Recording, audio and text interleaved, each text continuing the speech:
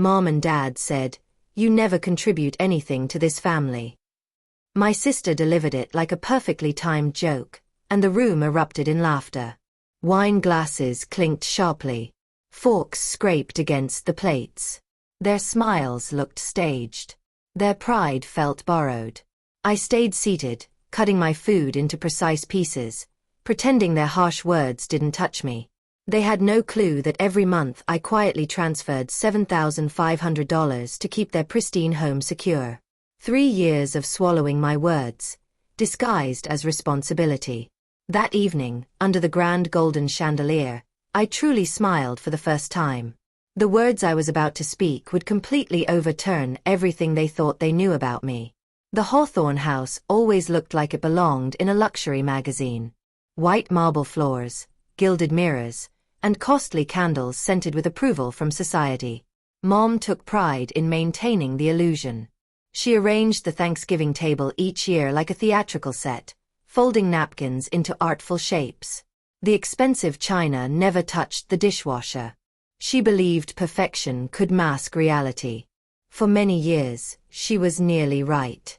I had been trained to minimize myself in that house. My sister Olivia was the celebrated child, the accomplished one, the teacher, the eternal source of Mom's pride. I became the quiet one, the blurred shadow in family photographs. "You're just not expressive enough, Brooke," Mom would say while styling Olivia's hair for pictures. Dad would nod, caught somewhere between his drinking and his guilt. Dinner that night unfolded exactly as always. The air smelled of rosemary and deep pockets. Our brother-in-law, Aaron, boasted about his new luxury car. Mom laughed a little too loudly. Dad poured another glass of wine, keeping his gaze lowered. The meal was a performance we had all perfected over the years. Praise Olivia. Ignore me. When my sister rose with her glass, I anticipated a remark. She thrived on the spotlight, and I braced for her usual jab. This time, it felt sharper. Not teasing, malice hidden in charm. She repeated Mom and Dad's line. "You never contribute anything to this family." She paused, hunting for their approval. It came immediately. Hollow laughter rang through the room. Even Dad's lips curved briefly before guilt reclaimed him. I stared at the roast centerpiece, the candlelight dancing off the gravy boat. Perfect, staged, beautiful. I forced the expected smile, the passive girl pretending unaffected. But inside, something broke. Years of tension snapped. They mistook my silence for surrender. They never imagined it could have been strategic. As my sister basked in applause, I thought of every monthly transfer, every time I drained my savings to sustain that property. 3 years of sacrifices unacknowledged. Perhaps I did it out of love, or maybe just to keep the peace. Yet surrounded by their laughter, I realized I'd been buying nothing but the illusion of belonging. That illusion was about to end. After everyone left, I sat alone in my car, gripping the wheel until my knuckles whitened. Their laughter, bright, empty, endless, still rang in my ears. I looked back at the glowing house, a demanding, ungrateful relative I had quietly supported. I had once believed silence was an act of love. Now I understood. It was a chain, and I had worn it with unwarranted dignity. 3 years ago, the house had looked very different. I vividly recall Dad arriving at my tiny apartment, rain soaking his coat, shame written on his face. He appeared frail, clutching a manila folder. "If your mother finds out," he whispered, voice breaking, "it will ruin her." He didn't ask for money at first. He asked for discretion, for time, for help. Then he slid a stack of mortgage documents across my cramped kitchen table. The ink felt weighty, like a confession. "We've refinanced twice already," he murmured. "Miss another payment, and the bank takes the house." "How much is needed?" I asked. He hesitated. $7,500 a month. $8,000. Nearly all I earned after necessary expenses. I had just been promoted to senior financial analyst. A good salary, but long hours. I barely managed my own life. Yet seeing the desperation in his hands, I agreed. I convinced myself daughters fix their fathers' mistakes. I thought it temporary. Months, maybe a year. But months became years, and temporary became routine. They renovated the kitchen, hosted extravagant parties, flaunted financial security. Mom even quipped once, "When you plan wisely, life rewards you, Brooke." I nearly laughed out loud. Every transfer was made silently, without a missed payment. I cancelled trips, declined social invitations, watched my savings vanish in quiet obedience. Meanwhile, they maintained the story. I hadn't achieved enough, I didn't belong, I was the outsider in their perfect family portrait. That evening, immediately after my sister's cruel toast, I opened my banking app. 36 separate transactions stared back, each a tiny wound. I scrolled slowly, feeling each number. $7,500. Then another $7,500. And another. A calm settled over me. I wasn't angry, I wasn't sad. I was clear. They didn't owe me thanks, but I no longer owed them silence. I gazed at the street outside, wet with reflected gold from the lamps. My reflection stared back, composed, resolute. Tomorrow, I promised. Tomorrow they will finally see contribution measured in numbers and boundaries. I closed the app, shut off my phone, and breathed deeply. For the first time in years, the weight on my chest lifted. I wasn't losing my family. I was reclaiming myself. The next morning, the city remained grey and mostly quiet as I settled at my kitchen counter. My coffee sat cooling beside me. The monetary figures from the previous night weighed heavily on my conscience. 3 years, 36 payments totaling $270,000. I opened my computer, logged into my bank account, and hovered over the recurring automatic payment instruction. The button looked ordinary, harmless, blue. I stared at it until my eyes pricked with tears. Then I clicked cancel. A small confirmation sound chimed. That tiny noise felt louder than every slight they had ever thrown at me. For a moment, guilt tried to creep back in. The part of me that still longed to be the dutiful daughter, the peacemaker, the fixer. But peace purchased through secrecy is not peace at all. It is a silent contract, bound by compliance. I had already paid its full cost. I opened a separate document and began listing every payment I had made. Date, exact amount, reference number, meticulous, irrefutable evidence. Each entry reinforced my resolve. I wasn't erasing the past. I was documenting it. This wasn't revenge. It was keeping the record straight. It was truth. My phone buzzed with a text from my sister. "Family dinner again tonight. Don't be late. Mom made your favorite." My favorite. That phrase, always a tool of manipulation, nearly made me laugh bitterly. Not this time. I slipped into my professional grey blazer, the one that commanded attention at work. At the office, I completed reports, answered emails, and offered polite smiles to passing colleagues. No one suspected that beneath my composed exterior, a profound change was taking place. True freedom does not shout. It hums quietly beneath your ribs, waiting for the right moment. That evening, I returned to the house. Warm light spilled from the windows, and the scent of garlic and wine drifted into the driveway. Their familiar voices floated out, light, cheerful, insincere. At the front door, I drew a long breath. I wasn't there to argue. I wasn't there to explain. I was there to end it entirely. Mom greeted me with her tight, inspecting embrace. Olivia smiled, as if claiming ownership of the room. Dad appeared older, more worn. "Perfect timing, Brooke," Mom said. "We were just talking about expressing gratitude." "So was I replied. Dinner began, rehearsed as always. Too polite, too bright, too polished.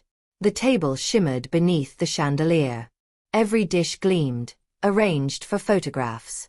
Mom delighted in control, even her salads arranged with precision. Erin poured wine with practiced ease while my sister recounted her latest workplace triumphs. I sat quietly, counting the seconds between their hollow laughter. Dad barely looked up, his fork scraping the plate, a rhythmic confession of guilt. He understood. Perhaps not what I would do, but he knew enough. I saw it in the way he avoided my eyes. "Brooke," Mom said abruptly, too wide a smile. "You've been quiet again. Everything okay at work?" "Busy," I replied. "But good." My sister chuckled. "Busy surviving, right?" Erin laughed with her, a practice duet. "She's fine. She loves her spreadsheets." I gave a thin smile. They kept me honest. Mom scared softly, as if honesty were improper. "You know, if you just loosen up a little." "She can't," my sister interjected, waving her fork. "Brooke doesn't know how to contribute unless it's silent." The room shifted. Dad cleared his throat. Olivia leaned forward, eyes bright with self-righteousness. She repeated the line. "Mom and Dad claimed, you never contribute anything to this family. And honestly, they're not wrong." Laughter filled the room, automatic, reflexive, rehearsed. I smiled, a small, precise smile, not the girl they recognized. "Perfect," I said quietly, setting down my fork. The laughter faltered. Then I continued, "The $7,500 I've been paying toward your mortgage every month stops today." The room froze. Erin blinked. "What?" Dad coughed sharply, cutting the silence. Mom's wine glass wobbled before she set it down. My sister's face went blank. I pulled my phone from my purse and laid it on the table. "It's here," I said. 36 transactions glowed under the chandelier. Every month, 3 years, $7,500 each. Silence reigned. Mom's lip quivered. "You?" Dad asked. "Yes," I said evenly. "The business failed. The partner disappeared. You didn't want Mom to know." All eyes turned to him. His shoulders slumped. He did not deny it. "You said it would destroy her," I reminded him softly. "Brooke, please," Mom whispered, color drained from her face. "Not like this." "Like what?" I asked. "Publicly, loudly," she said. "You preferred quiet, didn't you? That's what I've been paying for. Your silence." My sister rose. "This is just manipulation." "No," I said, standing. "This is basic math." She opened her mouth. I spoke first. "You mocked me for not contributing. Let's measure it. $270,000. How much did your applause cost you?" Erin's voice cracked. "You could have warned us." I laughed, low and tired. "I did it every month through the bank." Dad finally spoke, quietly. "We felt desperate. You thought I wouldn't notice what it cost me," I said. "You were right. Until now." Mom's eyes welled. "We're family. You can't just quit." "I already did," I said. "The automatic payment was cancelled this morning." Silence settled, heavy and trembling. Only the hum of the refrigerator and Dad's shallow, rapid breaths filled the room. My sister crossed her arms. "You're deliberately punishing them." I met her eyes. "No punishment ends. Boundaries begin." Her jaw clenched. "You're acting selfishly." "I was selfless for 3 years," I replied. "Look what that achieved." Mom reached for my sleeve, trembling. "Please, we can fix this problem." I stepped back. "Fix it with your own money." Her hand dropped. Dad looked at me, finally seeing himself. "Brooke," he whispered. "I didn't think it would go this far." "It already has," I said. "You just refused to look down." For a long while, no one spoke. The golden room, once perfect, now warped under the weight of truth. Then I spoke my final words. "If contribution means pretense, you win. If it means sacrifice, I already did my part." I picked up my phone, slid it into my bag, and grabbed my coat. "Brooke, wait," Mom said weakly. Don't go. I paused in the doorway, light framing me. Start contributing, I said softly. To the truth. Then I left. Outside, cold air struck me like a baptism. The sky was mercifully gray. My phone buzzed in my pocket. Dad, then Mom, then my sister. I let the calls ring. For years, I had been paying for their silence. Tonight, I finally earned mine. The calls kept coming that night. Missed calls, voicemails, texts piling up like apologies. I wasn't ready to answer them. I let them echo in the dark while I sat on my couch, wrapped in a quiet that finally felt like peace. It was strange how peace sounded so much like absence. Days and weeks passed. I never sent another dollar. Eventually, the texts shifted, from anger to pleading, then to simple acceptance. In the spring, the Hawthorne house went up for sale. I drove past once, just to see the for sale sign tilting slightly in the wind. The windows were dark. No candles, no staging, no applause. Months later, Mom emailed me. We're moving into a condo. It's smaller, but it feels lighter, she wrote. Below it, a single line almost broke my composure. I'm sorry we didn't truly see you. My sister called too, her voice soft and uncertain. She told me they had started family therapy and admitted she finally understood what genuine contribution really meant. I didn't rush to forgive her, but I listened. Sometimes, that is enough to begin rebuilding. Dad sent a photo of their new place. No marble floors, no chandelier, just sunlight pouring through a kitchen window. He held a coffee mug and looked real. I never moved back into their old story. I stayed focused on mine. I purchased a small apartment with large windows. Morning light enters without asking permission. Some nights, I still hear that dinner table laughter. Sharp, hollow, but it fades quickly. Now, when I think of contribution, I think of clear boundaries, not sacrifice.